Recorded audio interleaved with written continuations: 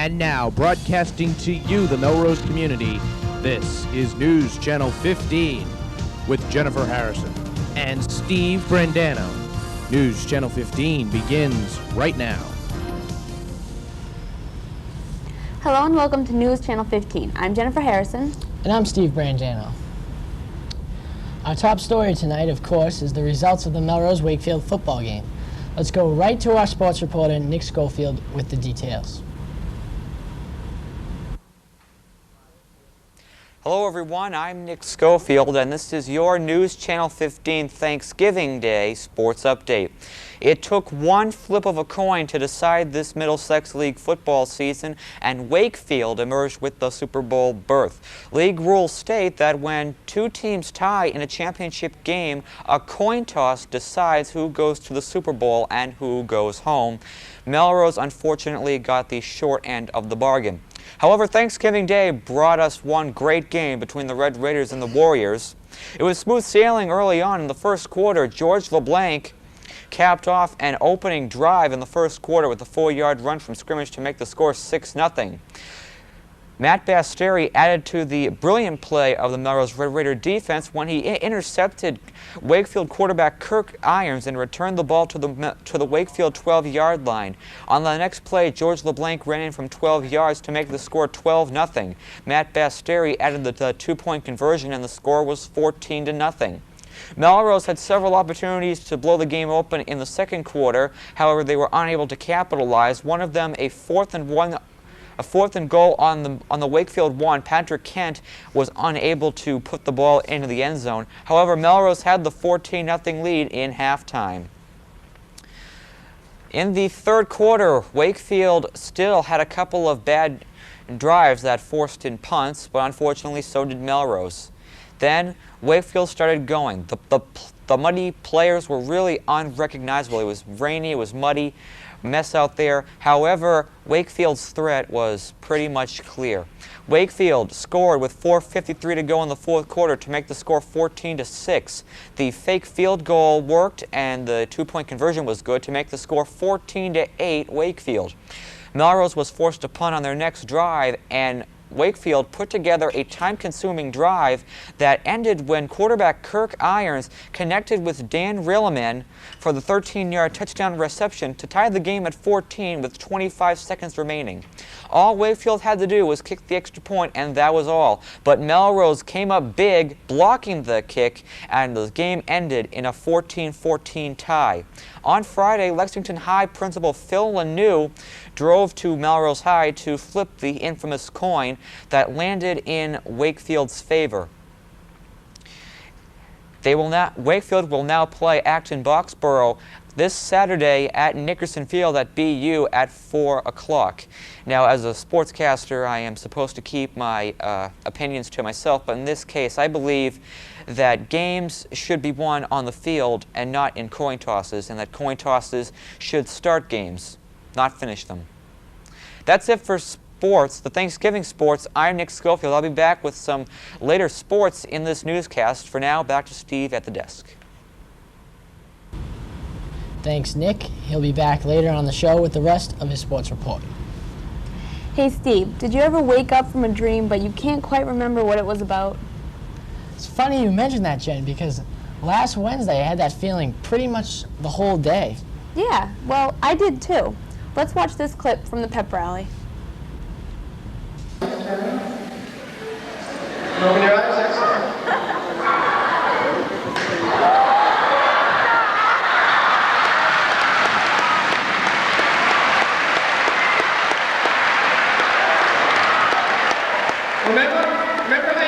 Remember how you guys used to like to slow dance?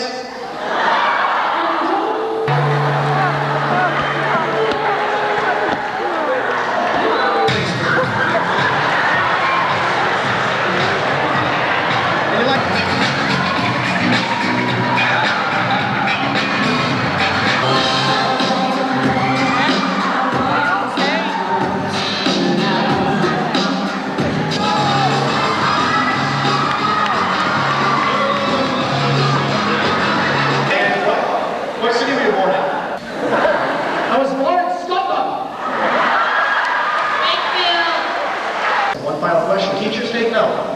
Have you ever cheated on a test? Yes, I have. That was the hypnotist from New Hampshire who was putting us under, although I can't quite remember his name. Let alone much of anything else from that day, really, now neither that do I think about it. I heard you made a pretty good Ricky Martin, though, Steve. And not a bad Britney Spears yourself, I heard. Ever dream about being a doctor or working in some related fields of medicine? Well, you can learn from Melrose High/Holy Cross graduate Mary Ann McCready's just what it takes to prepare and apply for a medical school when she returns to Melrose High on December 7th at 2:10 p.m. She will tell you what to expect in preparation for a variety of medical fields after college. If you are interested in this, please contact Mrs. O'Connor in the guidance office. And a reminder to all students from Mr. Garapay that you need 12 hours of community service to graduate. A good way would be to participate in the Home for the Holidays celebration, which happens this Saturday, December 4th. Volunteers are needed for a number of activities. See Mrs. Beth McNeils at the Melrose Chamber of Commerce about this and other community service activities. You can reach her by calling 665-3033. A reminder to seniors that Financial Aid Night will be held on Thursday night, December 9th at 7 p.m. We're going to go to a commercial right now, but don't go anywhere. News Channel 15 will be right back.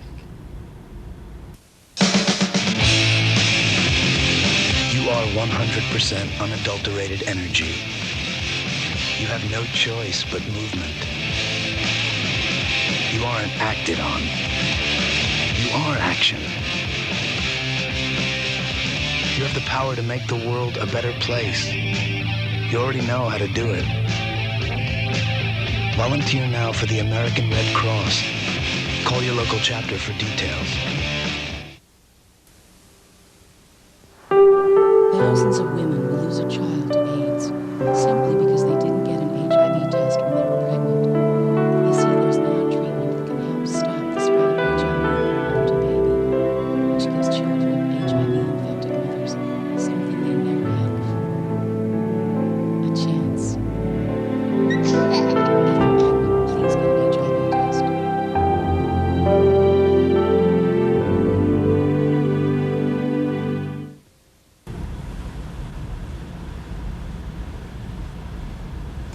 And a quick reminder for seniors who are interested in the scholarship for Odyssey of the Mind, please see Mrs. O'Connor in the guidance office. If you're a junior, you have asthma, and are college-bound, you might have a reason to celebrate. The Asthma and Allergy Foundation of America is offering 2 $500 scholarships. Applications can be picked up in the guidance office. And now with the rest of the sports, here's Nick Scofield once again. Thank you, Steve, and welcome back to the Sports Center. I'm Nick Scofield. Here's the rest of your News Channel 15 sports. The winter sports are kicking off for the 1999-2000 season, and here are the sports and events that you can catch. Varsity basketball under boys coach Nick Pappas is back, and they're ready for another great season. They'll be playing 10 home games out of their 20 home games. Their first home game of the season for boys is 5:15 p.m. on Friday, December 17th. They will take on the Reading Rockets. For girls, Dave Brady will once again lead his girls team into the season. Hopefully they can repeat a Middlesex League, a Division II North League final this year as well. Their first game is also on Friday, December 17th at 7 p.m. against the Reading team. Junior varsity basketball, boys coach is Bill Goodwin. The girls coach is Robert Ferrante. The first girls game will be at 5:15 p.m. Friday, December 17th, once again against Reading. Boys junior varsity's first game is at 3 p.m. on that same day against Reading. Now on to boys varsity swimming under coach Richard Whitworth. Their first home meet is on December 15th at 4 against the Belmont Marauders. Should be very interesting here. In varsity and junior varsity wrestling, John Puello is the head coach, and their first meet at home is against Winchester at 7 p.m. on Wednesday, December 15th. Hopefully they can have some individuals get to the state finals as they had last year. Now on to indoor track under assistant coach Deb Losey. They will have many meets in Lexington, at the Lexington and Reading Field House. That should be a very interesting season to follow. So if you've never seen an indoor track event before, like me, then you should check it out. It should be very interesting.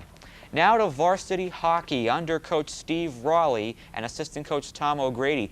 All the home games will be played at the Stoneham Rink. Their first home game, their official home game of the season, is Wednesday, December 22nd against the Reading Rockets at 5 p.m. But the first event for Melrose High varsity hockey will be the Jamboree versus Burlington at 8 p.m. on Saturday, December 11th. And finally, in junior varsity hockey under Coach Glenn Seabury, their games will also be held at the Stoneham Ice Arena. Their first game is at 4:30 p.m. against the Burlington Red Devils on Tuesday, December 28th. And that's the complete wrap-up for sports. I'm Nick Scofield for News Channel 15. Let's go back to Jen and Steve at the news desk.